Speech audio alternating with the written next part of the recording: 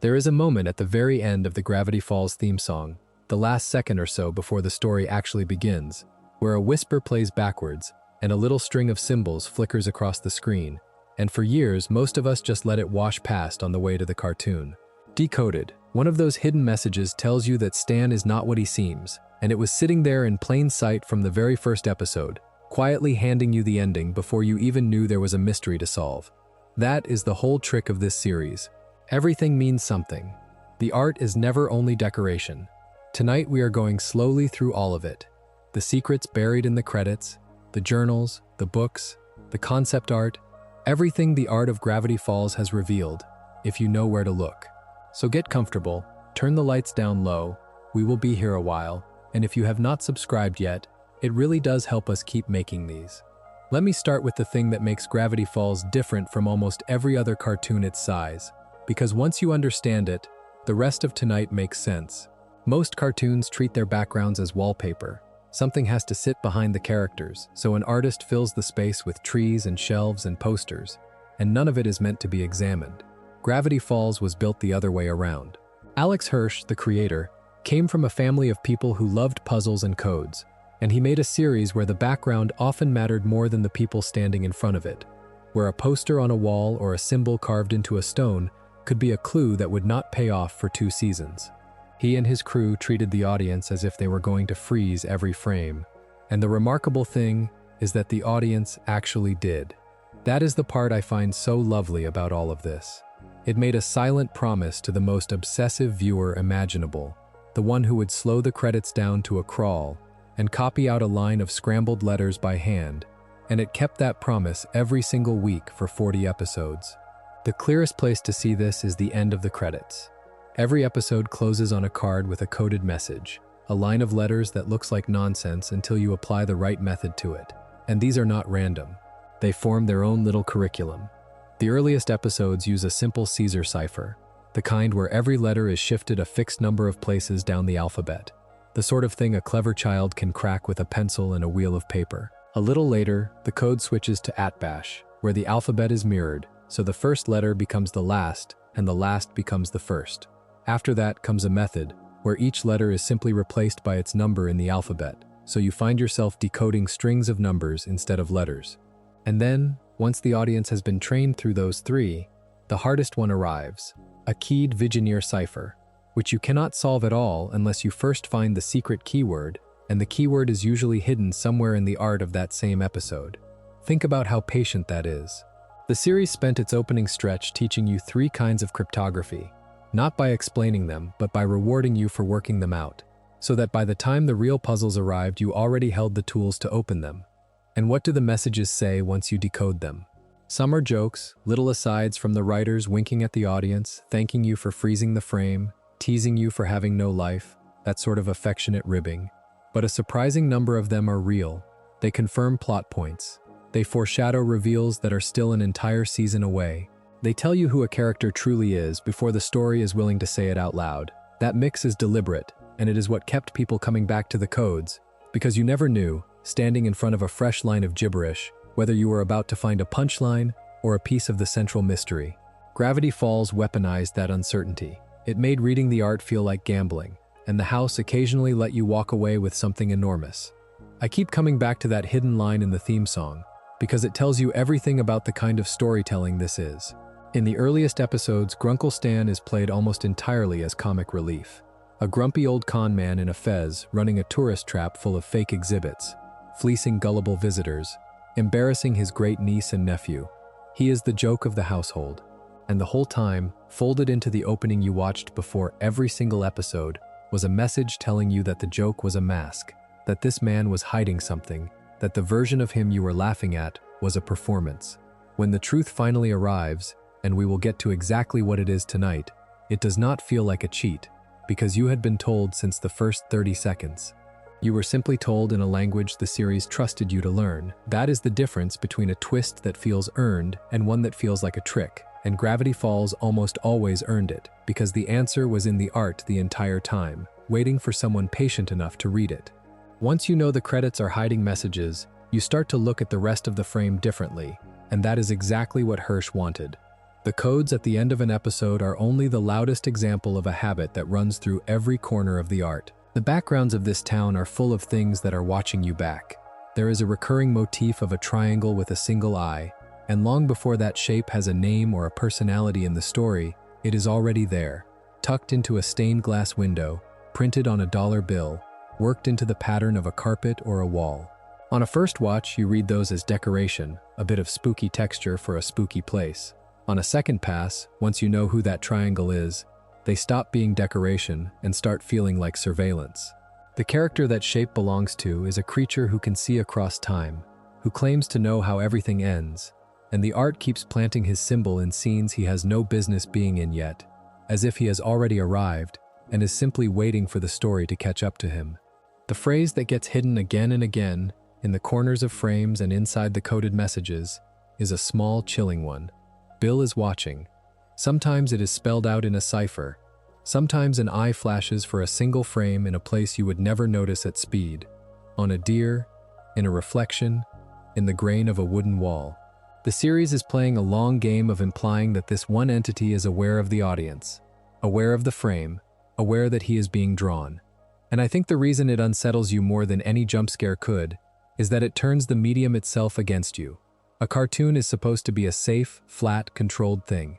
The frame is a window you look through. Gravity Falls kept suggesting that something on the other side of the glass was looking back, and it did that not with dialogue but with art, with a symbol that appears where it should not. So the dread accumulates across dozens of episodes until the moment the story is finally ready to let that thing step forward. Then there are the symbols that belong to the heroes rather than the villain, and this is one of my favorite pieces of visual planning in the whole series.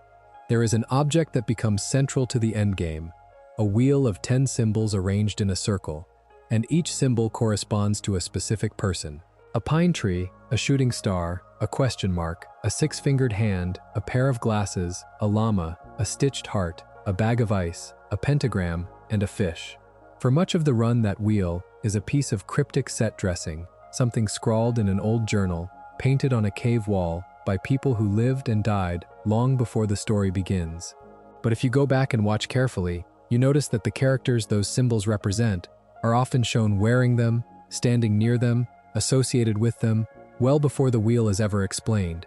The pine tree is on a hat. The shooting star is on a sweater. Each main character was quietly handed an emblem, and those emblems were hidden in plain sight, on clothing, on props, in the framing, so that when the wheel finally matters, the pieces are already scattered through your memory of the run. You are being handed the cast list for the finale, one symbol at a time, from very early on. What I find remarkable is that this only reads as clever in hindsight, and it was designed to. The cave paintings that show the wheel are presented in the story as ancient, made by people who somehow knew this exact group of individuals would one day be needed. Inside the fiction, that is prophecy. From the outside, it is a creative team who knew their ending years in advance and seeded the art with it, trusting that a devoted audience would eventually assemble the picture. Those two things, the in-story prophecy and the real-world foreknowledge, are doing the same work, and the art is where they meet. The cave wall is Alex Hirsch telling you the shape of the end while pretending it is an artifact from 10,000 years ago. A wall painting is a plot outline, a carpet pattern is a threat. A symbol on a vest is a promise about who will be standing in the circle when everything comes down to it. There is a reversed whisper at the head of the theme song too, the companion to the message at the end, and what it does is almost unbearably on the nose once you hear it played forward. It essentially tells you that this is a series full of hidden messages and that you should be paying attention, that the codes are real and worth solving. In other words, the very first thing you ever hear, if you play it backwards, is an instruction manual for how to watch. Most people never caught it. It was pitched underneath the music, buried in a direction the human ear does not naturally parse, and it sat there through the entire run, a little voice at the start of every episode, inviting you into the puzzle. I think that is a beautiful piece of design, because it means the series never lied about what it was. From the first frame it told you, in a way you had to work to receive, that nothing here was accidental, and everything was worth a closer look. And this is where the melancholy underneath the puzzles starts to show through, because all of this hiding, all of this coding, is not just a game. Gravity Falls is a story about secrets, about the things families bury, and the cost of keeping them. and the form matches the content exactly. The town keeps secrets. The old man in the shack keeps secrets. The journals are written in a way that hides as much as they reveal. The whole world is built out of things that are true but concealed, and the art enacts that theme every time it tucks a real answer into a background nobody is supposed to read. The codes are not a marketing gimmick bolted onto a kid's cartoon. They are the story being honest about its own subject, which is that the truth is usually right in front of you, written in a language you have not learned yet, waiting for the moment you are finally ready to look at it directly. That is the register we are going to stay in tonight, moving through the town and its people and the books that came after, reading the art the way it always asked to be read. If the credits taught the audience how to read Gravity Falls, the journals are where it taught itself how to reveal a mystery slowly, one page at a time. Somewhere in the woods around this town there are 3 books. They are worn, leather-bound, hand-lettered, filled with sketches of monsters and maps and warnings, and each one is marked on the cover with a golden 6-fingered hand and a number. Dipper finds the 3rd of them in the very first episode, hidden inside a metal tree in the forest, and from that moment the entire series organizes itself around a single question. Who wrote these? Who walked this valley before the twins arrived, cataloging every impossible thing in it, and then vanished without finishing the work? The books call this person the author, and for the length of 2 seasons that word is a hole in the middle of the story, a blank where a face should be, and everyone watching spends those seasons trying to fill it in. What I love about the journals as objects is that they are art pretending to be evidence. Inside the fiction, they are field notes, the working record of a scientist studying the paranormal. But they are also, in a very real sense, the series handing you its own Bible in installments. The monsters Dipper faces each week are in the journal. The rules of the town are in the journal. The warnings that will matter at the very end are in the journal, written in an anxious, deteriorating hand that grows shakier and more frightened as the numbers climb, so that the physical style of the writing tells its own story. Early pages are curious and excited. Later pages are scrawled, underlined, desperate. You can watch a man lose his composure across the margins of his own research, and the art direction does that work silently, through handwriting and ink and the density of the scribbles, before the plot ever explains what he was so afraid of. And then there is the invisible ink, which is where the journals stop being a reference tool and become the mystery itself. Certain pages hold writing that does not appear under ordinary light. You need heat, or black light, or a specific reveal to bring the hidden text forward, and when it comes forward, it changes everything on the page around it. There is a sequence where the truth about the great machine under the town is only legible once the invisible blueprints from more than one journal are laid together, so that no single book holds the whole warning. The knowledge was deliberately split. The author scattered his most dangerous conclusions across 3 volumes and wrote them in a medium that hides in daylight, so only someone patient enough and trusted enough could assemble the full picture. That is such a precise image for the entire series. The answer exists, it is written down, it is complete, and it is still almost impossible to see, because it was broken into pieces and drawn in a language that disappears unless you know how to make it show. The identity of the author is the mystery the art dangles the longest, and Gravity Falls is careful, almost cruel, about how it feeds you clues. The 6-fingered hand on the cover is itself a clue, because 6 fingers is a rare trait, and the series makes sure you notice hands. Make sure you register that most people in this town have 5. There are portraits with the faces scratched out. There are references to a brilliant man who came to the valley to study its strangeness and got in far over his head. There is a growing sense, built almost entirely through set dressing and background detail, that whoever wrote these books did not simply leave, that something took him, that the last thing he did before he vanished was try to warn whoever came next to stay away from the machine he had built. All of it is delivered through objects: a scratched photograph, a hidden room, a symbol on a book. The series trusts the art to carry the weight of a question it refuses to answer in words for a very long time. There is a real-world dimension to this too, because the journals did not stay inside the show. The prop that Dipper carries, this specific book with its handprint and its number, became one of the most requested objects in the entire fandom, and eventually it crossed over into our world as a thing you could actually hold, which is a story I will tell properly a little later, because the way it was made, and what was hidden inside it, is a small marvel of the same principle. For now, the thing to hold on to is that the journals are the engine of the series. They are where the mystery lives, they are how it is doled out, and they are the clearest example of Gravity Falls treating a piece of art, a hand-drawn book full of monsters, as a puzzle box that the audience and the characters open together, at the same pace, page by careful page. When Dipper turns to a new entry, so do you, and neither of you is more than a step ahead of the other. That shared discovery is the pleasure at the core of the whole thing, and it is why the reveal of who held the pen, when it finally comes, lands the way it does. So let me actually pay off the two mysteries the art has been carrying, the identity of the author and the truth about the man in the fez, because they turn out to be the same story, and it is the emotional center of everything else tonight. Deep in the second season, there is an episode called Not What He Seems, and the title is a direct echo of that buried message in the theme, which tells you the series is finally ready to cash the check it wrote in the first 30 seconds.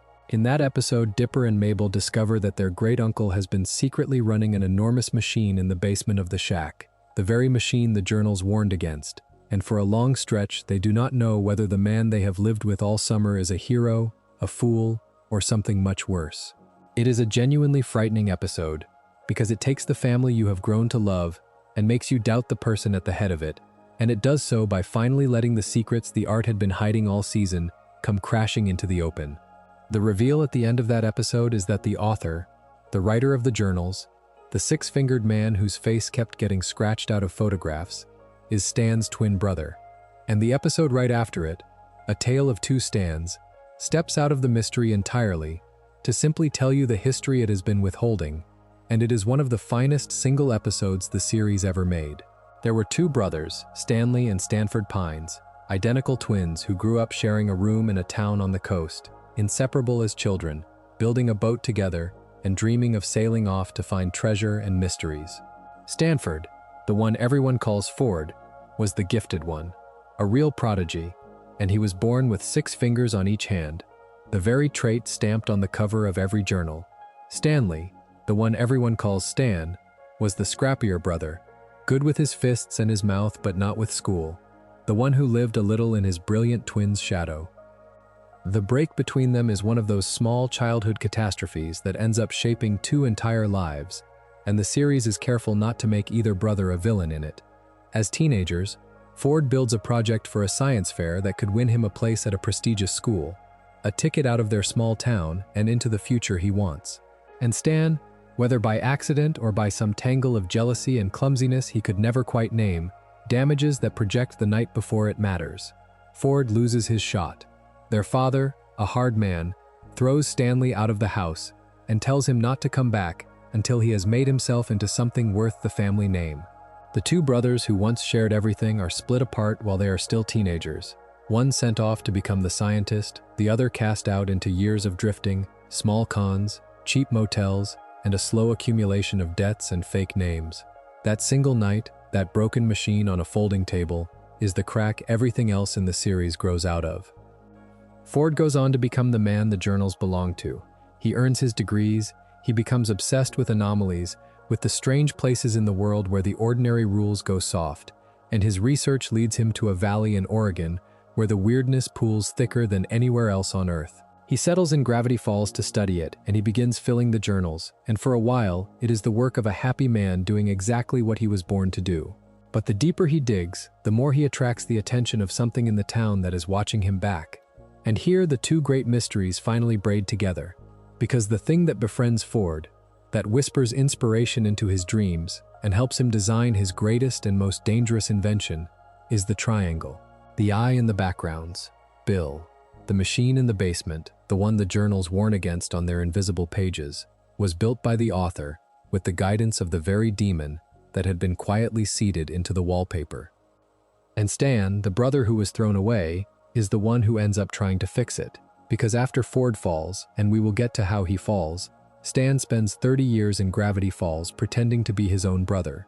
He takes Ford's name, moves into Ford's house, turns Ford's secret research station into a cheap tourist trap he calls the Mystery Shack, and every single night, in the basement, under the fake exhibits and the con jobs and the grumpy old man act, he works in secret to reactivate the machine that took his twin, because he made a promise to bring him back and he refuses to break it. That is the answer to Stan is not what he seems.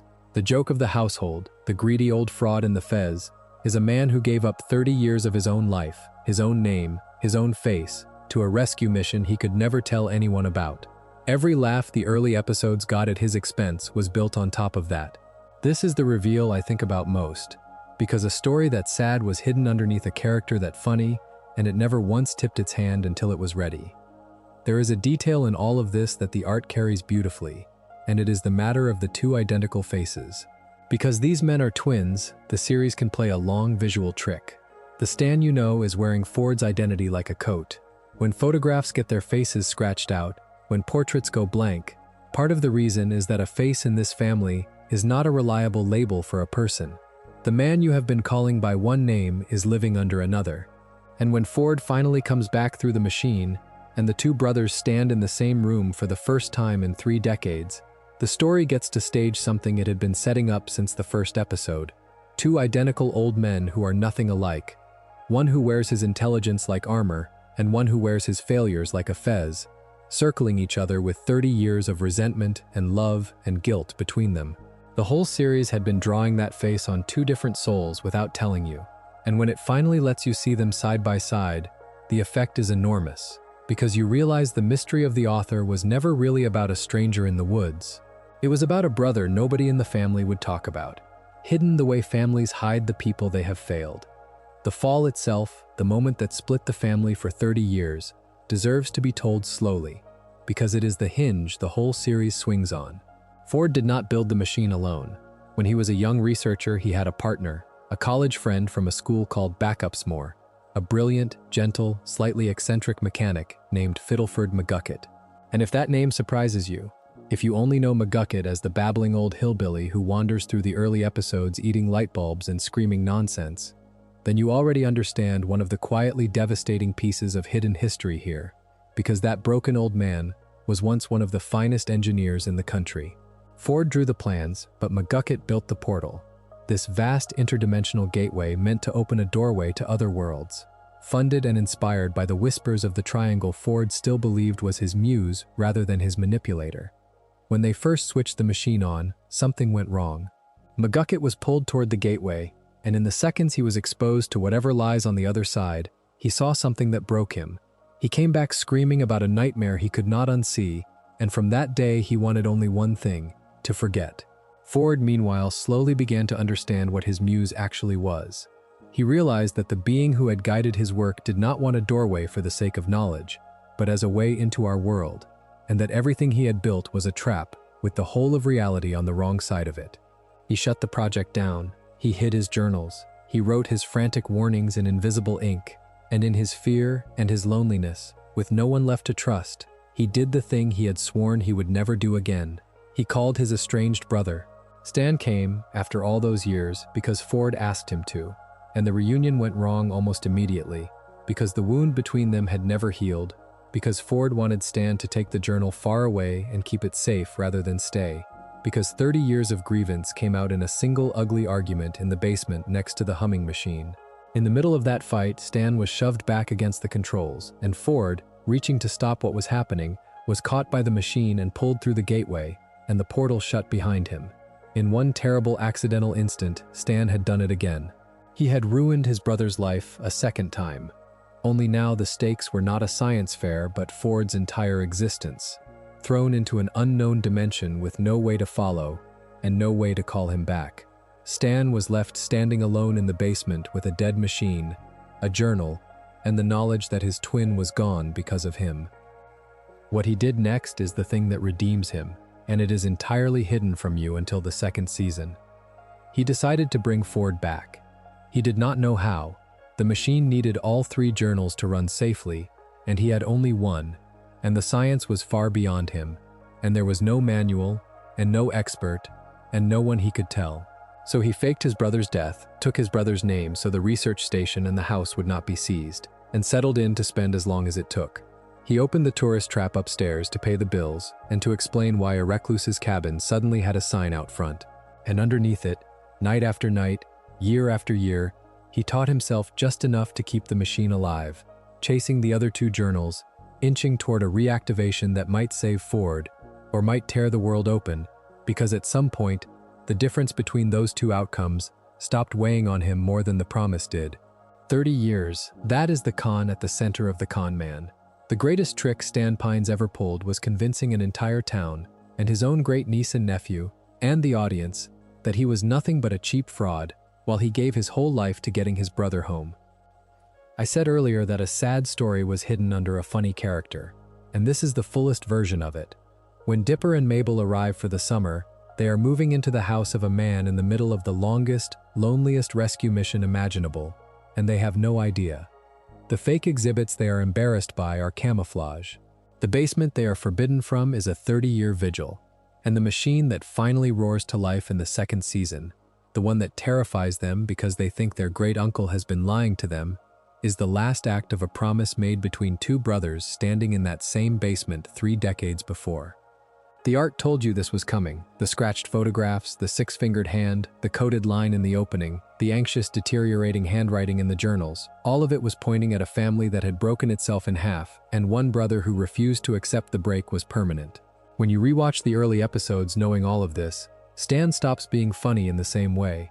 He becomes one of the most heartbroken characters in any cartoon aimed at children, and the fez and the grumbling read completely differently, as the performance of a man holding a secret so heavy he could not share even a corner of it with the only family he had left. McGucket is worth staying with for a while, because his story is one the art tells almost entirely in the margins, and it is one of the saddest threads in the whole series once you pull it loose. Remember what he saw when the portal first opened, the glimpse of something on the other side he could not live with.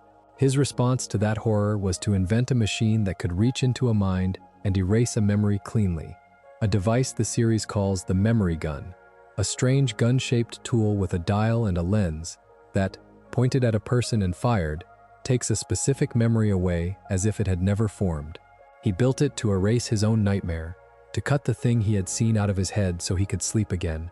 And it worked. That is the terrible part. It worked so well that he used it again, and again, every time the supernatural world around him left a wound he did not want to carry, and each erasure took a little more than he intended. He was not the only one who wanted to forget. In this town, strange and frightening things happened to ordinary people all the time, and McGucket, with his machine, saw a way to spare them. So in the early 1980s, he founded a secret order, the Society of the Blind Eye, whose symbol is a single eye with a line struck through it, dedicated to finding people who had witnessed something they could not bear and quietly taking the memory away. On its surface, it sounds almost like mercy. A person is traumatized by a monster.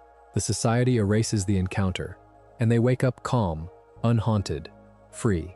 But the series is very clear-eyed about what this actually is, because a town that erases every uncomfortable truth is a town that can never learn, never prepare, never protect itself. A place kept childlike and defenseless by its own refusal to remember. The blind eye is the dark twin of everything else here.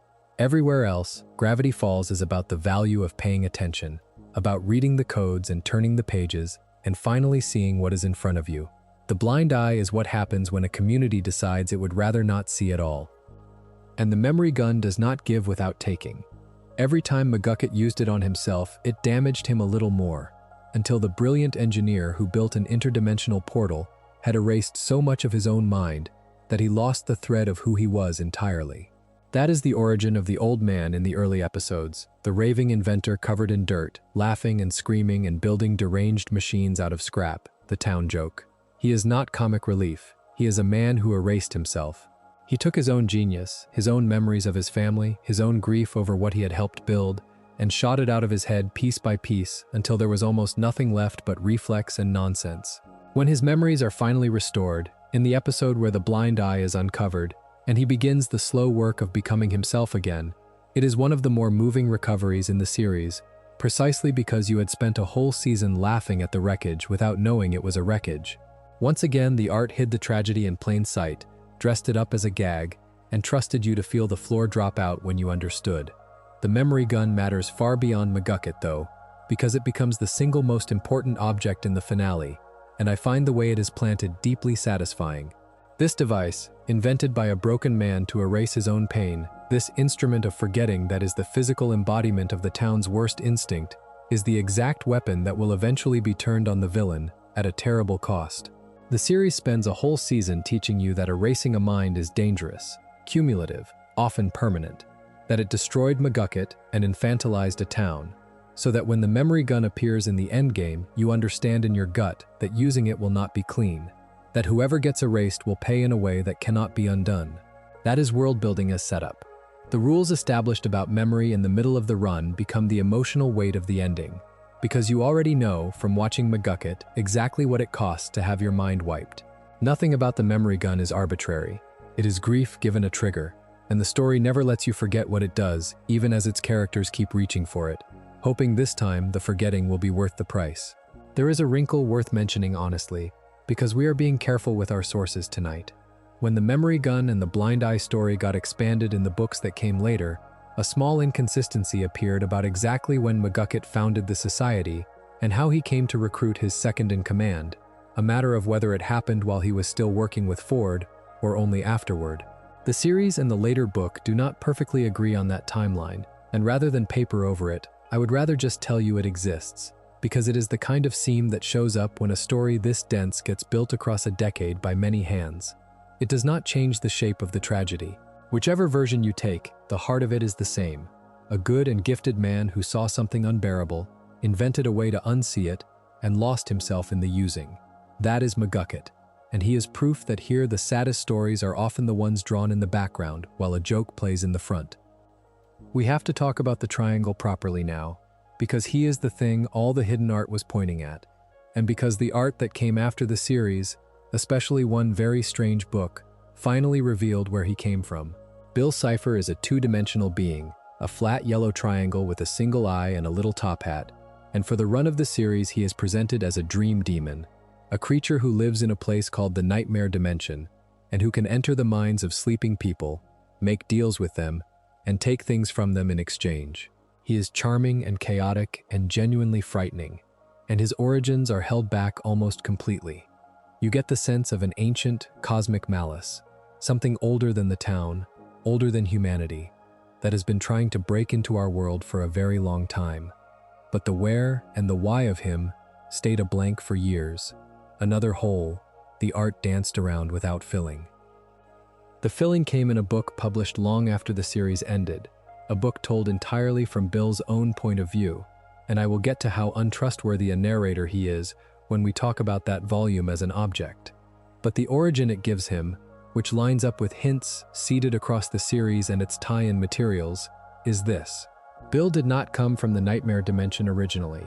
He came from a two-dimensional world, a flat plane sometimes called Euclidia, a place inhabited by flat shapes living flat lives, aware only of length and width, with no concept of the direction we would call up. In that world, Bill was, by his own account, an ordinary young shape, except for one difference. He was born with a mutation, an eye that could perceive something the others could not, a hint of the third dimension, the impossible direction his entire civilization insisted did not exist. He could see up, and in a world that had no room for up, that made him a heretic and a lunatic, a shape screaming about a truth nobody else could even imagine. What happens next is the darkest thing in his whole history, and the book is careful, in its slippery way, to let you see through his version of it. Bill, trying to prove to his people that the third dimension was real, trying to make them see what he could see, did something that tore his flat world apart. His home dimension was destroyed. Everyone in it died, including his own parents. And Bill, who spends the entire series and most of his book insisting this was an accident, that he is the victim of a tragedy, that he is happy and free and never looks back, is revealed, layer by layer, to be lying, mostly to himself. He burned down his own world and blamed the fire on anything but the arsonist. He escaped into the higher dimensions as the demon we know, carrying a single artifact, the last atom of his destroyed home, and his father's hat, the little top hat he never takes off, a keepsake from the family he erased. I think that detail is extraordinary. The scariest thing in the whole story wears his dead father's hat on his head in every scene, and you watched it for 2 seasons without knowing it was a grave marker. There is a piece of this origin the tie-in materials frame with real elegance, a short poem attributed to a benevolent cosmic entity called the axolotl, which describes a being of 60-degree angles, a triangle, who watches from within the trees, who saw his own dimension burn, who misses home and cannot return, who says he is happy but is a liar, and who must blame the arson for the fire. Every line of that poem is Bill. 60 degrees that come in threes is the 360-degree angles of an equilateral triangle. Saw his own dimension burn is Euclidia. Says he is happy, he is a liar, is the whole psychology of the character in a single line. The poem was printed years before the book that explained it, tucked into a companion volume, and Hirsch said openly that it held an enormous canonical secret. People puzzled over it for years. It turned out to be the key to the villain's soul, released into the world as a riddle and left to sit until the story was ready to confirm it. I find Bill fascinating precisely because the art keeps refusing to let him be a simple monster. Everything about his design says danger, the sharp angles, the single unblinking eye, the way he flashes and glitches, and everything about his backstory says wound. He is a creature made entirely out of a refusal to grieve, a being who destroyed his home and his family, and then built a personality, a philosophy, an entire chaotic worldview around never admitting it hurt. His famous nihilism, the whole reality is an illusion, nothing matters, buy gold, buy routine, is not wisdom. It is a coping mechanism the size of a universe, and the more the later art reveals about him, the sadder and the more monstrous he becomes at once, because you understand that all the cruelty is downstream of a grief he will not touch. The series gave you the monster. The art that came after gave you the mourning underneath the monster, and it did it without ever once asking you to forgive him, which I think is exactly right, because some wounds explain a person without excusing a single thing they did. The relationship between Bill and Ford is the thread that ties the villain to the family, and the series, and especially the later art, treats it with a strange intimacy worth pausing on. When Bill first came to Ford, he did not come as an enemy. He came as a muse. He entered the lonely young scientist's dreams, called him brilliant, told him he was special, offered him the answers to questions no one else on Earth could help him with, and Ford, isolated and hungry to be understood, let him in completely. He trusted Bill enough to build the portal on his advice. He wore Bill's symbol. He thought he had found the one being in the universe who truly saw his genius. And by the time he understood that his muse was a parasite who had been using him to pry open a door into our world, the damage was mostly done. That betrayal is why Ford spends the rest of his life terrified and guarded, and why the later material frames the two of them almost as a broken romance, with Ford as the one who let a manipulator convince him he was loved right up until the trap closed. Out of that betrayal comes one of my favorite pieces of hidden setup in the entire series, and it is a physical, surgical, alarming one. Ford, once he understood what Bill could do, once he knew this creature could enter minds and read memories and slip into a body if it found a crack, took a drastic step to protect himself. He had a metal plate implanted in his own skull, not as a metaphor, an actual plate of metal under the skin of his head, specifically to block Bill from reaching into his mind, because Bill's power to invade a person works through the mind, and the plate makes Ford's mind unreadable.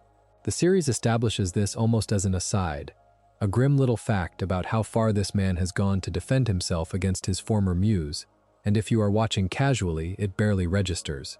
But hold on to it, because that plate is a loaded gun on the mantelpiece, and the finale is going to fire it in a way that only works because you were told, seasons earlier, that Bill cannot get inside Ford's head. The rules of how Bill operates are laid out with real care across the series, and they matter enormously, because Gravity Falls is scrupulous about its own magic in a way a lot of stories are not. Bill is powerful, but he is not omnipotent, and specifically he cannot simply take what he wants. He needs a deal, he needs permission. To enter a person's mind, to borrow a body, to reach a memory, he has to strike a bargain and have it accepted, usually sealed with a handshake wrapped in blue fire. That single rule is what keeps him from winning instantly, and it is shown memorably in an episode where Bill, through a deal, takes possession of Dipper's body, wearing the boy like a puppet, a version fans nicknamed by fusing the two names together. It is a genuinely creepy stretch of television, a child's body moving with a demon's cruelty behind the eyes, and it exists to teach you the rule. Bill can wear a person, but only if a door is opened for him. He cannot force the lock, he can only talk his way through. Put those two facts side by side, the metal plate that makes Ford's mind a sealed room, and the rule that Bill can only enter through a door that is opened, and you have the entire mechanism of how the villain gets beaten, sitting there in plain sight a full season early. This is the craft I admire more than anything else here. The story does not invent a solution at the last minute. It manufactures every component of its own ending in advance, in daylight, as ordinary world building, and trusts you not to see the gun for what it is until it goes off. The memory gun from McGucket's tragedy, the metal plate from Ford's paranoia, the rule that Bill needs permission and a mind he can read, the fact that the twins are twins, that two people in this family can be mistaken for each other. Every piece is placed with care, weeks and months before it is needed, and none of it feels like setup while you are watching, because it all arrives dressed as character and history and grief. That is the difference between a plot that clicks shut and a plot that merely stops. And Gravity Falls, when you take it apart, is built like a lock, designed backward from the key. And there is a tenderness in how the later art handles Bill and Ford even now, which surprised me. The book told from Bill's side does not treat Ford as just a mark. It lingers on him, obsesses over him, frames their falling out with the wounded bitterness of someone who was rejected, rather than merely thwarted. Whether you read that as Hirsch having fun with subtext or as a genuine emotional core to the villain, the effect is the same, which is that the strongest antagonist in the series is, at bottom, a creature defined by two relationships: the family he destroyed and would not mourn, and the one man who saw through him and got away. Bill wanted to be believed, by his own people and then by Ford, and both times the wanting curdled into something monstrous when the belief was withheld. The art keeps drawing him as a triangle, all hard edges and one cold eye, but the story underneath keeps drawing him as something that wanted, more than anything, not to be alone with what he had done. Which brings us back to the wheel. The 10 symbols in a circle I mentioned were hidden in the art from early on, because the story it tells is one of the great feints of the whole series. Painted on cave walls by the ancient people of the valley, drawn in the journals, the zodiac shows those 10 emblems arranged around a central eye, and the prophecy that comes with it is simple and stirring. If the 10 people those symbols represent join hands in the correct order inside a drawn version of the wheel, they can destroy Bill's cipher. Some of the 10 you would guess: Dipper and Mabel and Ford and Stan and Seuss. The rest are more surprising: the spoiled rich girl Pacifica, the moody teenager Robbie, the laid-back older girl Wendy, the tiny child psychic Gideon, and a town figure most fans match to the final symbol. 10 people, most of whom spent the series at odds with one another, prophesied since before recorded history to be the ones who could end the demon. It is a rousing idea, the kind of thing you expect a finale to build toward and then deliver in a blaze of triumph. And it fails. That is the part I think is bravest about the ending. In the finale, with the world falling apart, Ford assembles the 10. He draws the wheel. He gets nearly everyone into position, the unlikeliest alliance in the story's history, standing in a circle holding hands, the prophecy about to be fulfilled exactly as the ancient art promised. And then it breaks, because Stan and Ford, the two brothers whose lifelong quarrel is the beating heart of the series, cannot stop needling each other even in that moment, and one insult too many makes them let go of each other's hands. The chain snaps. The wheel goes dark. The payoff everyone had waited 2 seasons for, the ancient prophecy the art had been seeding since the first season, collapses because 2 old men could not set aside a grudge for 30 more seconds. Bill seizes the moment, and the plan is over before it ever really worked. I love this because it refuses the easy version of its own mythology. A lesser cartoon sets up a prophecy and then cashes it in, and everyone cheers, and the ancient painting was right. Gravity Falls sets up the prophecy, makes you believe in it, gathers all 10 symbols in one place, and then lets something utterly human, 2 brothers who love each other and cannot get along, wreck the whole cosmic plan. The prophecy was real, the wheel would have worked. It just depended on people, and people are not symbols. They are stubborn and wounded and prone to blowing up the biggest moment of their lives over something that happened when they were boys. The art promised a clean mythic solution, and the story delivered a messy human failure instead, and then had to find another way. That is the series being honest about its own characters over the pleasure of its own world building, and I find that choice genuinely moving. Because when the wheel fails, the win does not come from prophecy. It comes from exactly the pieces of ordinary setup we have been collecting all night. The plate, and the deal, and the memory gun, and the 2 identical faces, assembled in a moment of desperate improvisation by the same 2 brothers who just broke the prophecy. The story takes its win away from the ancient painting and hands it to the people, and specifically to the con man, the brother the family threw away, the one whose whole life had been a performance of being worthless. It is not the chosen 10 holding hands who saved the world. It is a sacrifice made by a man who was never supposed to matter, using a broken inventor's grief machine, exploiting a demon's own rules against him. The wheel is a beautiful piece of misdirection, and its failure is the series telling you that here, salvation was never going to come from a prophecy on a wall.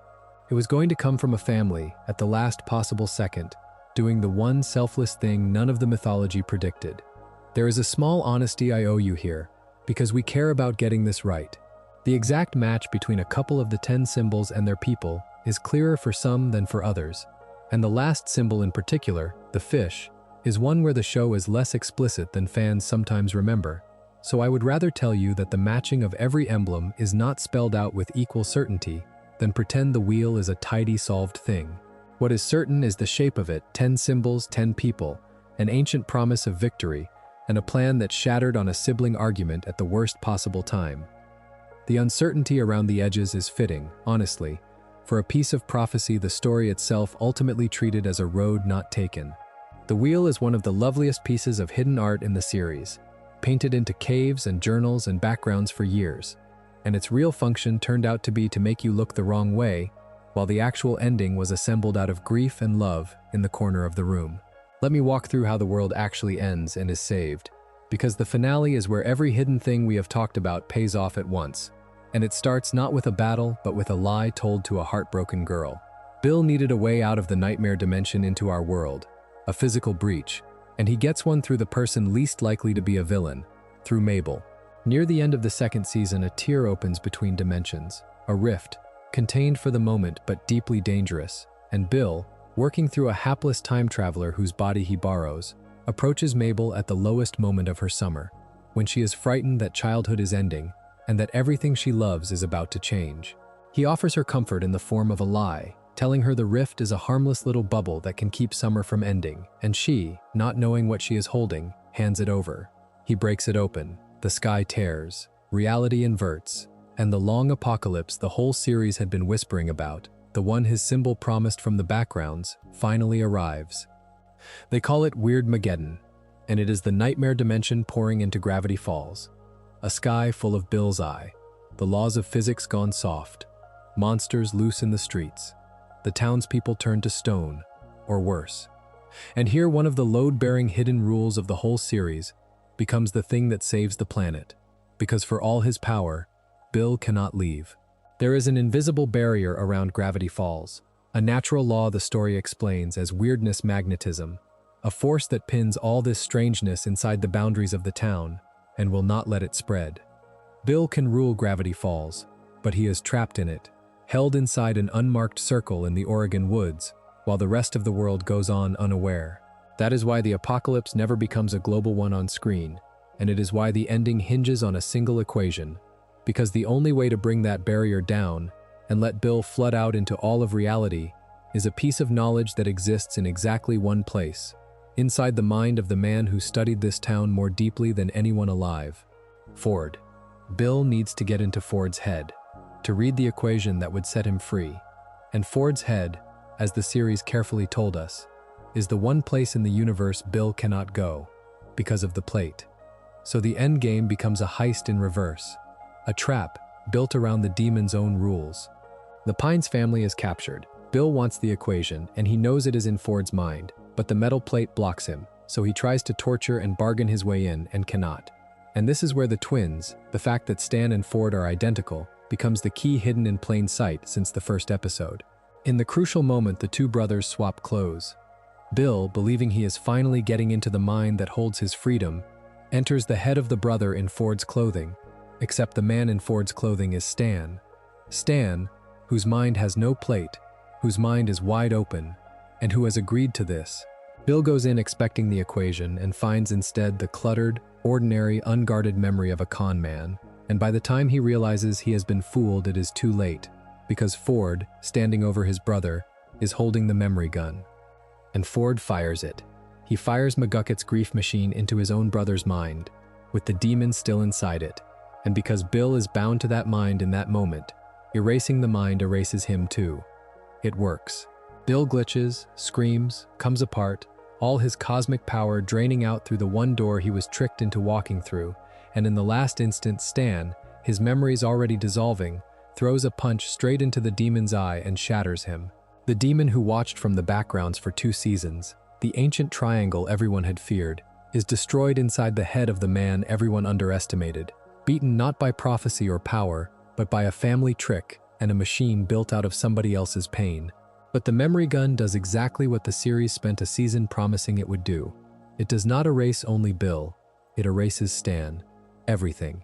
His childhood, his brother, his 30-year vigil, the twins he grew to love, the whole life he spent hiding behind a fez. He wins, and in winning he becomes a blank, an old man in a chair who does not know his own name, sitting in the wreckage of a world he just saved and unable to remember saving it. The recovery is where the series earns back the cruelty of that moment, and it does it, fittingly, through an art object. The family gathers around Stan with the one thing that might reach a man with no memories: a scrapbook, a photo album, page after page of his life laid out in pictures, and Mabel and the others walk him through it, image by image, telling him who he is. And slowly, looking at the art of his own life, at photographs of the summer, and the family, and the brother he sacrificed himself to save, Stan comes back. It is not instant, and it is not guaranteed, and the story lets it be frightening for a while, but the memories return, triggered by pictures, and by the pig he never liked, and by the persistent love of people who refuse to let him stay lost. There is something perfect about that a story obsessed with hidden art, with the idea that the truth of a person is stored in images you have to know how to read, ends its central crisis with a family reading a man back into existence out of a photo album. The memory gun took him apart. The art of his own life put him back together. The series could have ended there, on the family and the photo album and the town coming back to life, and it very nearly does, because the last stretch of the finale is soft and warm and full of goodbyes. But then, after the credits, it drops one final piece of hidden art into the woods, and it is the single most consequential background detail in the whole run, the thing that turned the ending of a cartoon into a global treasure hunt. In a quiet clearing, half buried in the dirt and moss, lies a statue. It is Bill, turned to gray stone, frozen mid-gesture with one hand outstretched, the pose he was in at the moment he was destroyed. The apocalypse is over, the sky is blue again, and there in the forest is the demon, petrified, reaching out of the earth as if inviting someone to take his hand. The camera simply holds on it. No dialogue, no explanation, just the fossil of the villain lying in wait. And here Gravity Falls plays its last and best trick, because Bill's final words, the things he screams as he comes apart in Stan's dissolving mind, are gibberish when you hear them forward, a jumble of syllables that sounds like a demon glitching out of existence. Reversed, they are an incantation.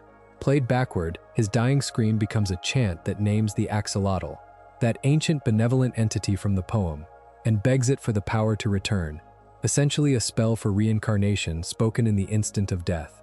The series buried a resurrection hook inside a death rattle and left it for the audience to reverse and decode, which is precisely what it had trained you to do since the first episode. Your final homework from Gravity Falls was to take the villain's last breath, run it backward, and discover that he had used it to ask for a way out. That statue and that reverse chant did something no ordinary finale does. They took the question the whole ending seemed to answer, is Bill really gone, and reopened it. And they did it through pure art, a prop, and a piece of reversed audio, no narration telling you what to think. Fans latched onto it immediately, because 2 seasons had taught them that a suspicious background object is never just an object. A stone statue with an outstretched hand, in a series this careful, is not set dressing. It is a promise, or a threat, or at the very least a door left visibly open. For years afterward, that image, the reaching stone hand in the forest, was the thing people pointed to when they argued the story was not finished, that the creator had left himself a way back, that somewhere in the fiction, the triangle was not dead but dormant, waiting for someone foolish enough to accept the handshake he is still offering from beyond the grave. I want to be careful about what that statue actually means because it is easy to overstate. The reversed incantation is real, and it does invoke the axolotl, and it does frame Bill's destruction as something he tried to escape rather than simply suffer. But an invocation is a request, not a result. Nothing in the finale shows the spell working. Nothing shows Bill stepping back into the world. What the ending gives you is a villain who, in his last moment, reached for a loophole, and a statue that marks where he fell, and a deliberate, tantalizing uncertainty about whether the reach ever connected. The story was content to leave it there, as a question drawn in stone, and for a long time that question had no canonical answer at all. It just sat in the woods, in the art, the way every other secret in this series first appeared, waiting for someone to come along with the right tools and the patience to read it. The difference is that this time, the someone who came along to dig up the answer was not a character in the show, it was the audience, in the real world, with shovels. Because the statue did not stay on the screen, and that is the hinge into the strangest, loveliest chapter of this whole story. The moment the hidden art of Gravity Falls broke out of the television entirely and buried itself in the actual dirt of the actual world, and thousands of people went looking for it. The idea that nothing here is ever only decoration had one last escalation left in it, and it was this. What if the treasure was not a decoded message or a freeze-framed background at all? What if the treasure was a real object, hidden somewhere on the planet, and the clues to find it were scattered across the world like the pages of a journal torn apart and thrown to the wind? That is the door the statue opened, and to walk through it we have to leave the series behind and talk about what its creator did next. In the summer the show ended, when he turned the whole fandom into the protagonist of one final mystery. The real-world hunt was called the Cipher Hunt, and it began in the summer after the finale, when Hirsch posted an image online, a photograph of a torn scrap of paper with a coded message on it, and set the whole thing in motion. The premise, once fans decoded that first clue, was staggering in its ambition. Somewhere out in the physical world, the actual statue of Bill Cipher, a real fabricated object built to match the one from the finale, had been hidden, and the only way to find it was to solve a chain of clues that led from location to location across the planet. This was not a puzzle you could beat from your bedroom. The clues were physical. They were taped under benches and hidden at landmarks, and left with people in cities scattered across several countries, in the United States, in Russia, in Japan, so that no single fan anywhere could find the statue alone. To reach the end, the fandom had to become a coordinated global organism, thousands of strangers relaying photographs and translations and directions to one another in real time, each person able to reach the clue nearest them and pass it on to the collective. The statue itself was a genuine, physical, handmade thing, and the story of how it was built is lovely. It was fabricated by a professional prop maker, a man named Fawn Davis, who had worked on real films, and he made the Bill statue out of plexiglass, then aged it, weathered it, even used a glue seeded with moss, so living moss could grow on it, and make it look as though it had been sitting in the forest since the day the demon fell. Think about the care in that. Someone built the villain as a real object, aged it to look ancient, and planted it in the actual woods, so that the background detail from the post-credits scene became a thing you could stand in front of and touch. The idea driving the whole series, that the art is real and rewards the patient, was made completely literal. The statue was no longer a drawing. It was out there, in the dirt, waiting exactly the way it had been in the final shot. The hunt ran for about 2 weeks in the height of summer, and the statue was found at the very start of August, in Oregon, fittingly, the same state where the fictional town is set. A fan reached the final location and dug, and there was Bill, the gray stone triangle with the outstretched hand, and buried near it a chest. And the contents of that chest are where the whole thing becomes almost unbearably in keeping with everything we have talked about tonight, because it was full of art objects that rewarded the search. There was a copy of the third journal, signed. There was a black light, the tool for revealing invisible ink, a wink at the hidden pages we will get to in a moment. There was a sash and a crown naming the finder the honorary mayor of Gravity Falls. There was a music box shaped like Bill's eye that played the theme. There was a small replica of the statue itself and a note written in invisible ink, and a few other keepsakes, a little hoard of the series' own iconography assembled as treasure. The person who dug it up was crowned, in a small ceremony of the fandom's own making, the mayor of a town that does not exist.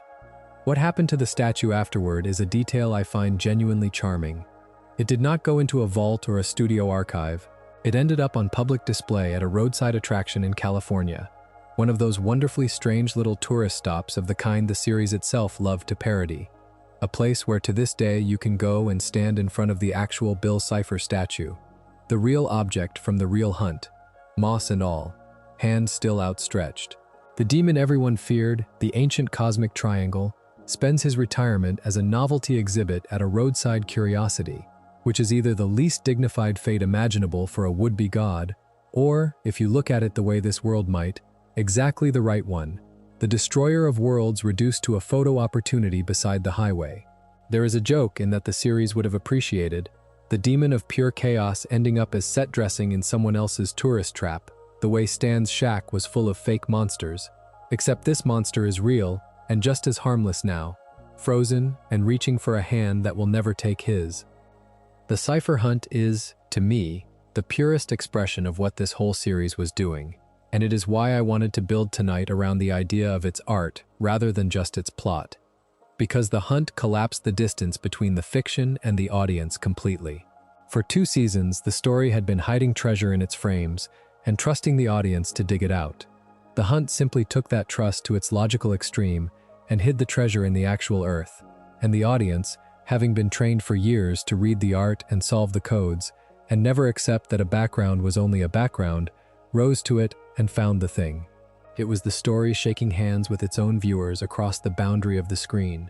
One last decode, one last reward for paying attention, and it proved that the promise, that everything here means something, was never a marketing slogan. It was a real relationship between a creator and an audience, and when he buried a statue in the woods and asked them to come find it, they did, because he had spent years teaching them exactly how. That signed journal in the buried chest is the thread to pick up now, because the same summer the series ended, one of its best-loved props stepped out of the screen and became a book you could actually own, and the way it was made is one of the great examples of art carrying secrets that this whole video is about. For years, the third journal existed only as an object in Dipper's hands, glimpsed a page at a time, its contents doled out by the needs of the plot. Then, a few months after the finale, an actual published edition of the third journal arrived in the real world, a hardcover recreation of the in-universe book, hundreds of pages long, full color, presented as though the real object had simply fallen out of the television. And it was not a cheap tie-in. It was co-written by Hirsch with one of its senior producers, and it did something the series never had room to do. It collected every page ever glimpsed on screen, filled in all the ones you had never seen, and added the author's complete written account of his life, his research, his relationship with the demon, and his years lost in the multiverse, told in his own hand. What makes the published journal special, though, is not just that it is thorough, it is that the book itself was designed as a puzzle box in exactly the spirit of the series. On its pages, the author's careful entries share space with margin notes scrawled by Dipper and Mabel, so you are reading 3 characters at once, the anxious scientist and the 2 children annotating his fears with jokes and exclamations, and the layering of those voices tells its own story about who found the book and what they made of it. But the deepest layer was reserved for a limited run, a special edition produced in a small numbered quantity, expensive, made to feel like a genuine artifact, with a leather-textured cover and metallic pieces, and a magnifying glass and a tassel bookmark and removable photographs tucked into the pages. And crucially, that edition included real pages printed with invisible ink, pages that only reveal their hidden text under a black light, which is precisely why a black light was buried in the treasure chest at the end of the hunt. The book made the show's signature trick physical. The invisible ink that hid the author's most dangerous warnings inside the fiction became invisible ink you could hold in your hands, that you had to shine a light on to read. And what hides in that invisible layer is, of course, the villain. Under the black light, on the secret pages of the special edition, extra messages appear, and among them is commentary from Bill himself, the demon leaving his mark inside the very book that documents his manipulations, hidden in a medium you cannot see without the right tool. Think about how perfectly that closes the loop. 2 seasons taught you that Bill lives in the backgrounds, in the places you do not think to look, watching from inside the art. The published journal takes that idea and builds it into a physical object, so the demon is literally present on pages that appear blank until you illuminate them, still watching, still commenting, still hidden in plain sight from anyone who does not know to bring a light. You could own the book, read it cover to cover, and never know he was there, exactly the way the town of Gravity Falls lived for years beside a demon it could not see. The medium and the message are the same thing. The book is the theme. I think there is something almost tender about the fact that the author's full story finally got told in the form of a beautiful, obsessively detailed book, rather than in the series itself. Because Ford, more than any other character, is defined by his writing. The journals were his life's work, his attempt to make sense of an impossible place, and also, in the end, a warning he desperately hoped someone would read in time. The series showed you fragments of them and made you feel their weight, but it could never let you sit and read them the way Dipper did.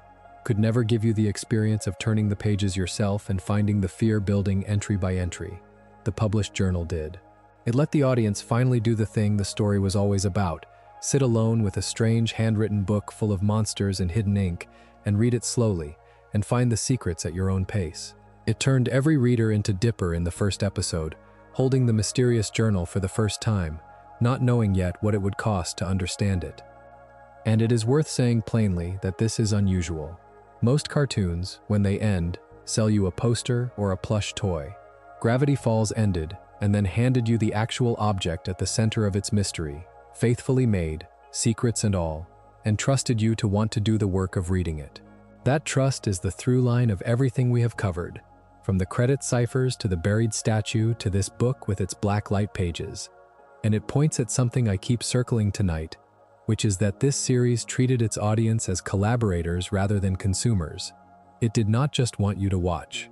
It wanted you to decode, to freeze frame, to reverse the audio, to shine a light on the blank page, to fly across the world and dig in the dirt, and eventually to sit alone with a heavy book and read a lonely man's life in his own anxious hand. The journal, as a real object you can hold, is maybe the fullest proof that the promise was sincere, because they went to the trouble of making the secret real. The last great book to come out of all this, and the one that finally answered the question the stone statue left open, arrived 8 years after the finale, and it is the strangest object in the entire library, because it is written by the villain. It is told from Bill Cipher's own point of view, in his own voice, a book he supposedly made himself, and reading it is a deliberately uncomfortable experience, because you are spending hundreds of pages inside the head of a manipulative, grandiose, wounded liar who is trying, the whole time, to charm you. And here is the crucial thing about it as a piece of art. It is not a neutral history. It is a con. The book has an agenda, and the agenda belongs to the character narrating it, which means everything in it has to be weighed against the fact that Bill is the least trustworthy narrator imaginable, a being who cannot tell the truth about his own past, even to himself. You are not reading a reference book, you are being worked. What the book reveals, once you filter it, is where Bill went after he was destroyed, and it is not oblivion, and it is not freedom. In the moment of his death inside Stan's mind, Bill did manage to invoke that ancient entity, the axolotl, the exact spell hidden in his reversed dying words, and the invocation did something, but not the thing he wanted. Rather than reincarnating him cleanly back into the world, it delivered him into a kind of cosmic prison, a place the book calls by a few names, a therapy dimension, a rehabilitative facility outside of space and time, where the recently destroyed are held and prepared, supposedly, for whatever comes next. Bill, who spent a whole existence refusing to face what he did to his home and his family, is now trapped in the one place designed to make him face it, and he refuses, and so he stays. He is not dead, and he is not loose. He is imprisoned in an extra-dimensional rehab he cannot leave until he does the one thing he has never been willing to do, which is take responsibility and grieve. And he would rather stay forever than do that. The meta layer here is delicious, and it is the whole reason the book exists in the form it does. Bill supposedly assembled it from inside his prison as a way to reach out to us, the readers, because he needs something from the outside. He needs attention. He needs belief.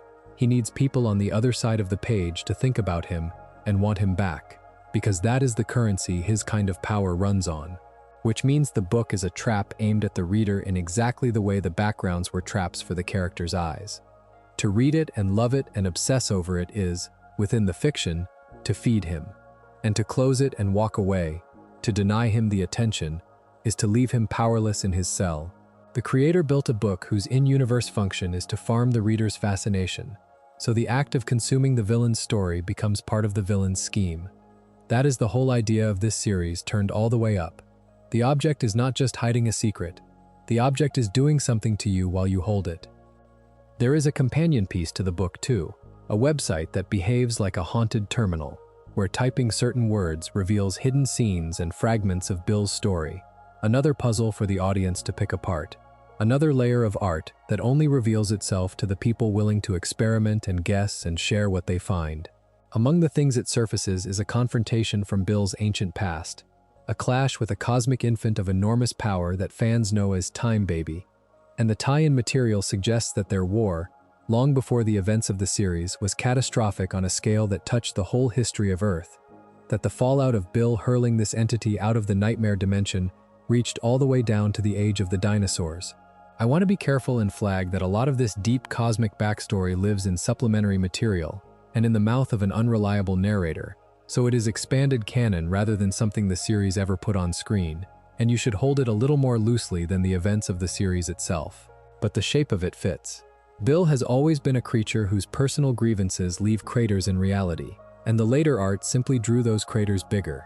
So the honest answer to the question the statue asked, is Bill really gone, is one the newer art finally lets us give, and it is neither of the easy ones. He is not dead forever.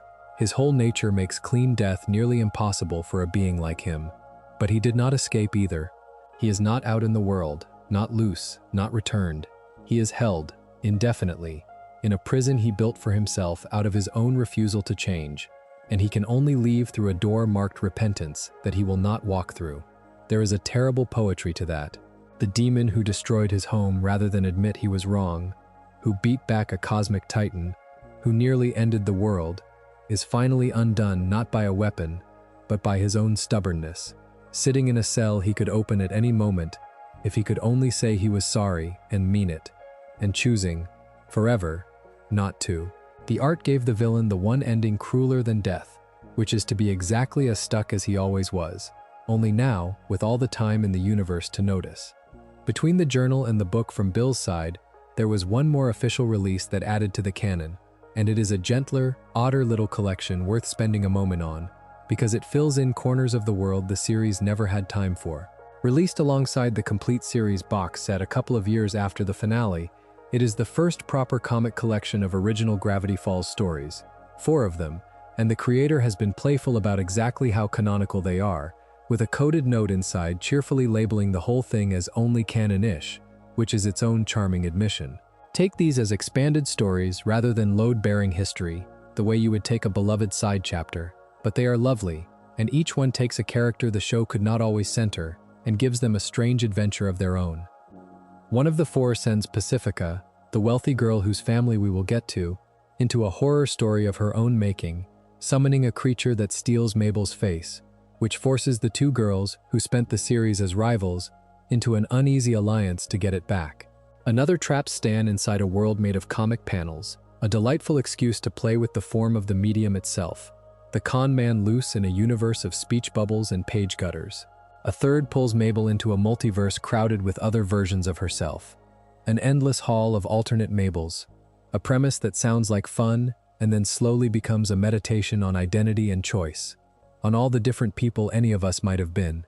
And the 4th reaches back into the past for a story about the 2 brothers as young men, Stan and Ford together, before the Great Break hardened into 30 years of silence, chasing a supernatural thief, a glimpse of the partnership that might have been, if life had gone even slightly differently. That last one is the one I linger on, because the whole tragedy of the series lives in the gap between the brothers we meet as old men and the brothers they were as boys, and any story that lets us see them working side by side, before the fracture, carries a quiet ache no matter how light its plot. We know how it ends for them. We know about the science fair and the portal and the 30 lost years. So watching a younger Stan and Ford solve a mystery together, trading jokes, actually enjoying each other, is bittersweet in a way the comic itself does not have to underline, because the audience brings the weight. That is a thing the expanded art can do that the series sometimes could not, simply spend time with characters in a lower key and let the fans supply the grief from everything they already know. These 4 stories are minor by design, but they are affectionate, and they carry the same spirit into a new form, hiding little jokes and codes in the panels, the way the show hid them in its frames.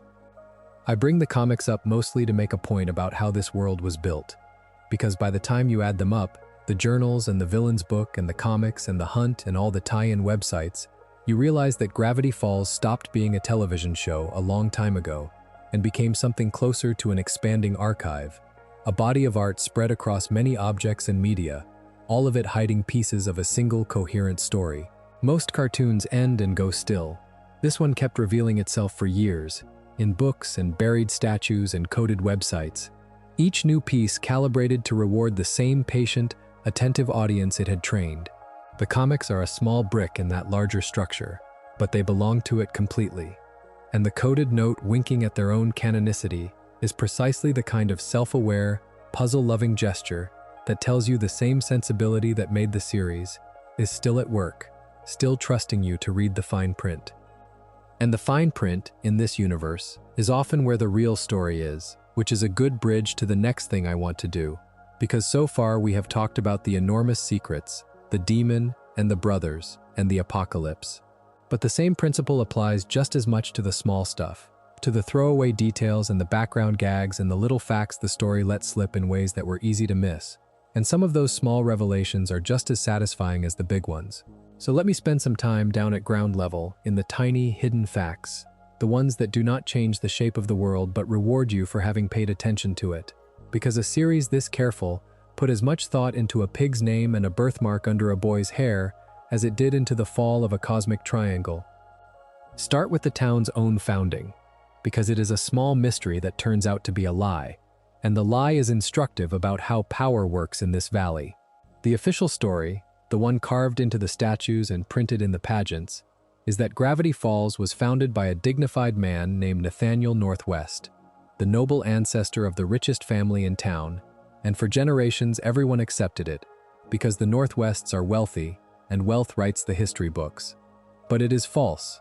The real founder, revealed in an early episode about a hidden national secret, was a gloriously incompetent man named Quentin Tremblay, a disgraced early American politician, sometimes called the 8.5th president, a man so absurd he once rode a horse backwards off a cliff and, in doing so, tumbled into the valley and founded the town more or less by accident. The genuine article was a buffoon, and the Northwest family, wanting a founder they could be proud of, simply paid to have the truth buried and their own ancestor installed in the history in his place. Nathaniel Northwest, far from a noble pioneer, was by the true account a man of no particular distinction at all, and everything grand attached to his name was purchased. I love this detail because it is the town's whole moral structure in miniature.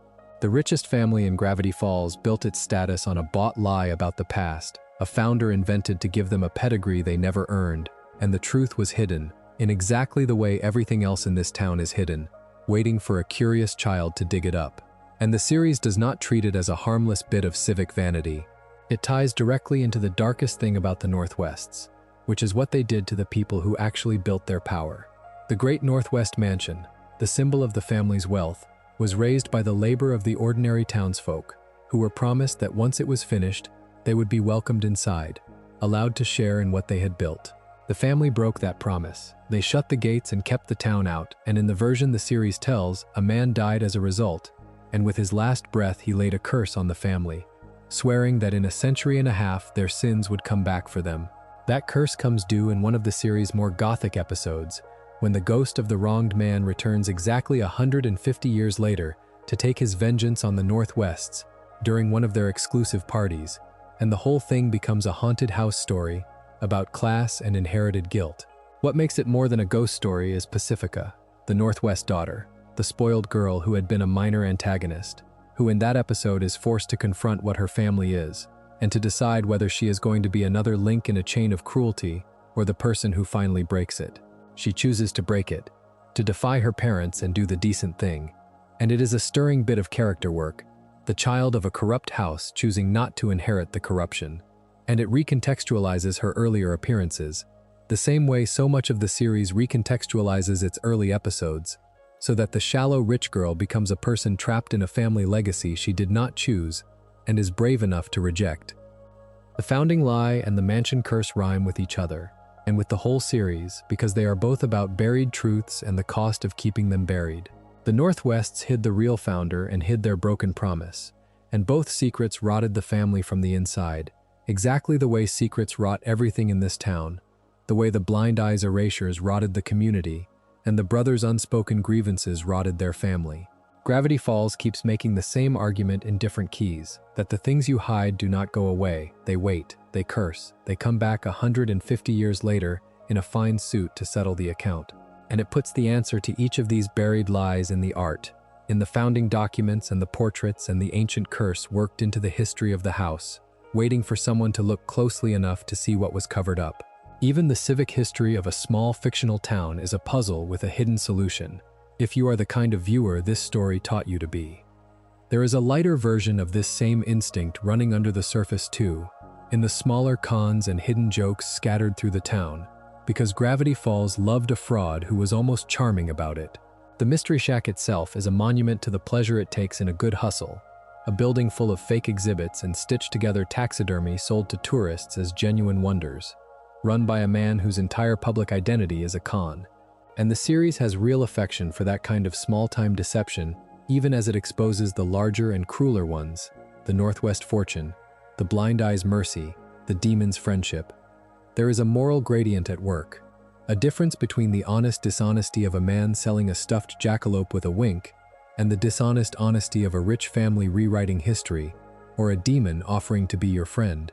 The story knows the difference, and it asks you to know it too. And that is another thing hidden in the art of the place. A whole ethics of lying tucked into the difference between a tourist trap and a cover-up. Now down to the smallest details, the ones that reward you simply for having wondered, starting with the boy at the center of it all.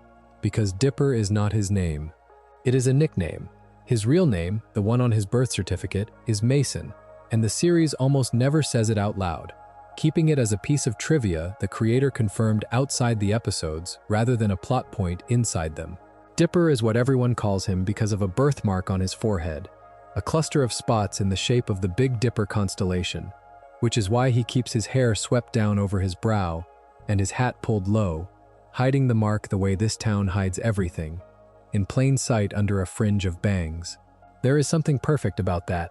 The protagonist of a series obsessed with hidden things is himself named after a hidden thing, a secret constellation on his own face that he covers up out of a child's self-consciousness, so that his very identity is a small concealment you have to be told about to understand.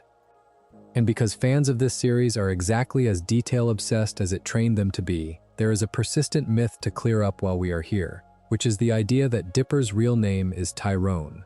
It is not. Tyrone is a name that appears in the series, but it belongs to something else entirely. In an episode where Dipper uses a copying machine to make duplicates of himself to get more done, one of the clones, needing something to be called, dubs himself Tyrone, and the name stuck in the fandom's memory and got tangled up with the mystery of Dipper's real identity. So if you have ever heard someone say, Dipper's true name is Tyrone, now you know where it comes from and that it is wrong. His name is Mason. Tyrone was a paper-thin photocopy who met a soggy end. It is a small correction, but it is the kind of thing this series and its fans care about, getting the record straight. Because when names and identities are load-bearing, it matters that we call the boy what he actually is. His sister comes with her own hidden facts, and the sweetest of them reaches out of the show and into the real life of the person who made it. Mabel's beloved pet pig, Waddles, the little animal she wins at the summer fair by guessing his weight and refuses ever to be parted from, is not just a cute addition. Mabel herself is based, by the creator's own account, on his real twin sister. And that sister, when they were children, wanted a pet pig, a wish that went unfulfilled in life and was granted, decades later, in the art. Gravity Falls is in part a love letter from a brother to his twin, the two Pines children modeled on a real pair of twins. And one of the small kindnesses folded into it is that the fictional sister gets the pig the real sister always wanted. When you know that, Mabel's fierce devotion to Waddles reads differently, as a wish being honored across the distance of years, a small private gift hidden inside a children's cartoon where only the people who went looking would ever find it. Mabel's sweaters are their own quiet marvel of hidden effort, because she wears a different one in what feels like nearly every scene, a new design, a new color, a new little picture knitted across the front, and the crew kept this up across the entire series with a dedication that borders on the absurd. The commonly cited count runs to well over 100 distinct sweaters, and while I would not swear to an exact number, because the counts vary depending on how you tally them, the point stands that a huge amount of invisible labor went into making sure this one character was almost never dressed the same way twice. Each sweater a tiny piece of characterization, a little mood ring you could read if you bothered to notice. Most viewers never consciously registered how many there were. They just absorbed, week after week, the sense of a girl bursting with more personality than a single outfit could hold. And that impression was built out of dozens and dozens of individual designs. Almost none of us ever stopped to count. These small things matter to me more than they probably should, and I think it is because they are that same guiding idea at its warmest and least ominous. The big secrets, the demon and the portal and the memory gun, are about dread and grief and the cost of the truth. But the small secrets, the hidden constellation on a boy's forehead, the real sister's wish granted to a fictional one, the 100 sweaters nobody counted, are about love and care, and the simple joy of a creative team that could not help filling every corner of the frame with meaning even when no one asked them to. You could enjoy Gravity Falls perfectly well without ever knowing any of it. It works as a funny summer adventure with no decoding required, but underneath, for the people who looked, there was always more, layer under layer of intention, right down to the name of a pig. And that abundance, that refusal to leave any detail arbitrary, is the thing I suspect people actually mean when they say, "This show felt different." It was made by people who acted as though every single choice was worth getting right, and you can feel that, even when you cannot name it. Which brings us, at last, to the book this whole video is named for, the one that gathers all of that invisible labor into a single volume. Because there is an actual art book of Gravity Falls, and its story is almost as tangled as the series it documents. For years, fans wanted exactly this, a proper behind-the-scenes collection of the concept art, the cut ideas, the design work, the commentary from the people who built the town frame by frame. An earlier version of such a book was actually planned, years ago, with a publisher, and then, by the creator's own frustrated account, it was cancelled by the studio, with essentially no explanation, killed before it could reach the fans who wanted it. That could easily have been the end of it. Instead, the project was eventually revived, and the finished art book is scheduled to arrive in the autumn, a large, lavish collection promising more than 2,000 pieces of art, which as of tonight has not actually been released yet, so I am going to be honest with you about the line between what has been announced and what anyone has actually seen. What the book has been described as containing is the fullest possible view of the show's making, 2,000 and more individual pieces of art, which is a staggering number, the accumulated design work of an entire production, character sketches and background paintings and color studies, and the endless iterations a look like this goes through before it settles.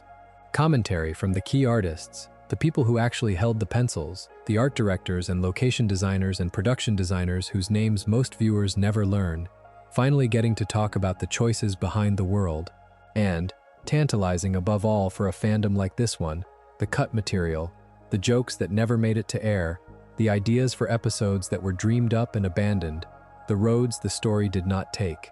For a series this beloved, the negative space, the version of Gravity Falls that might have been, is almost as fascinating as the one we got, and the book apparently opens that door. Some of the specific touches that have been described are pure Gravity Falls, the sensibility following the show right out to its final object.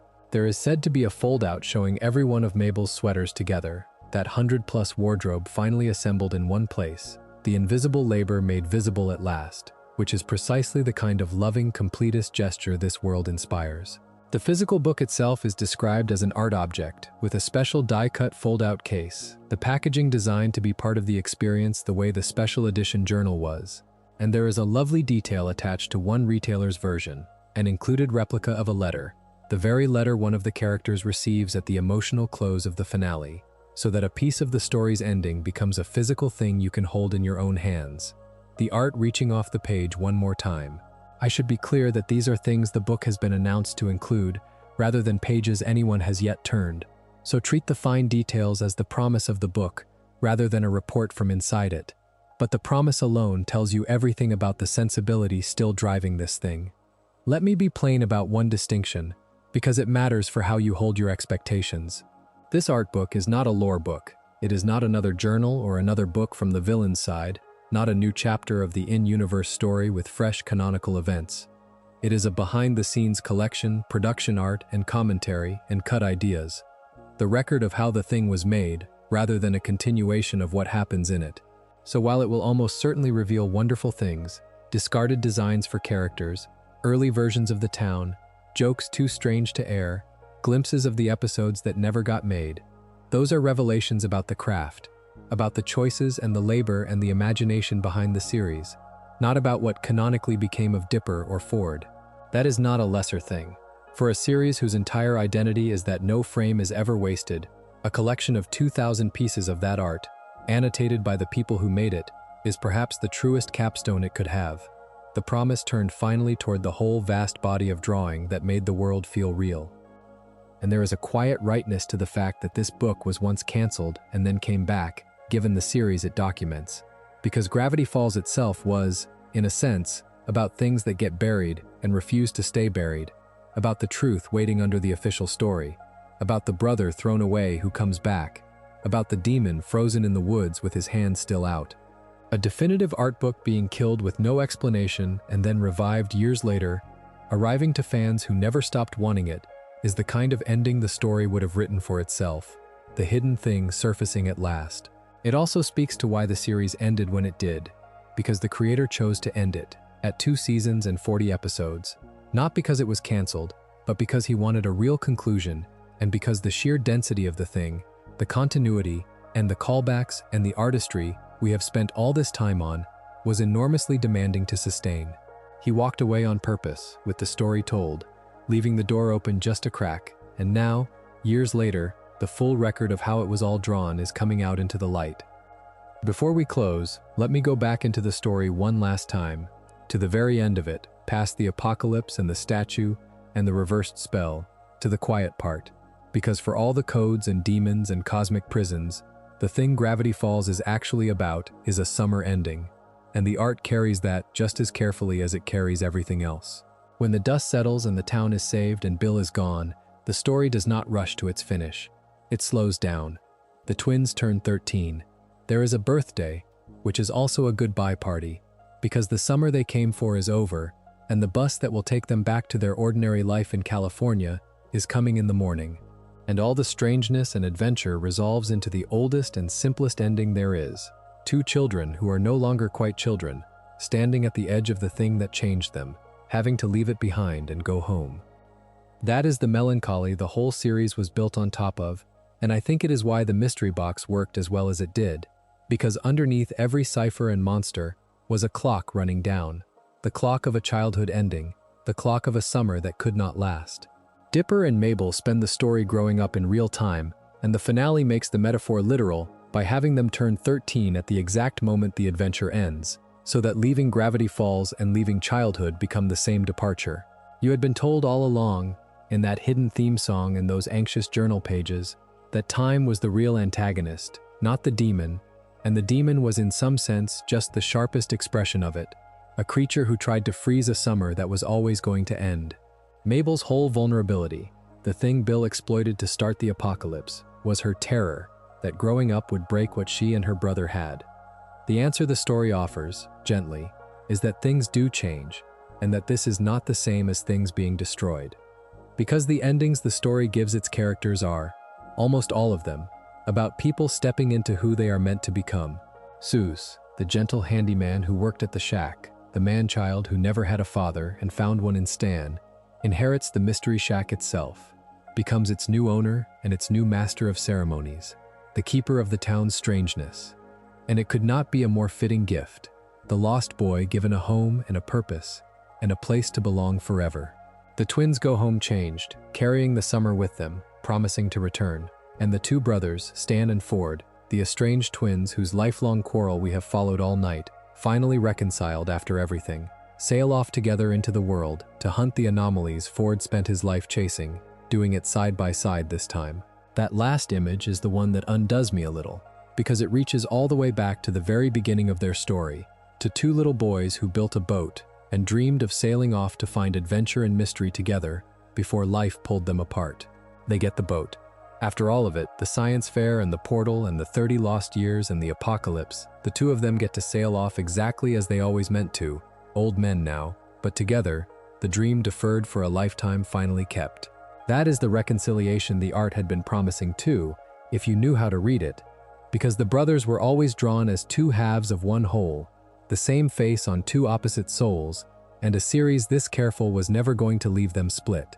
The wheel plan failed because they could not stop fighting, but the ending gives them the thing the wheel could not a prophecy fulfilled but a relationship repaired, the hands that let go of each other in the circle finally reaching back, and it cost them. Stan's memories were taken and recovered, and there is a sense that the man who comes back is a little softer, a little more willing to admit what his brother means to him, that the erasure and the return burned some of the old grievance away. They earned their boat the hard way, through loss and sacrifice and the slow, humbling work of forgiving each other, and the series lets them have it without irony, a truly happy ending for two people who spent most of their lives believing they did not deserve one. I find the whole close of the series remarkably brave, because it refuses to pretend the ending is not also a loss. The summer does end, the children do go home and grow up, the magical place does close its doors behind them. Gravity Falls does not offer you the fantasy that the good thing can last forever, and in fact it makes a villain out of the wish that it could.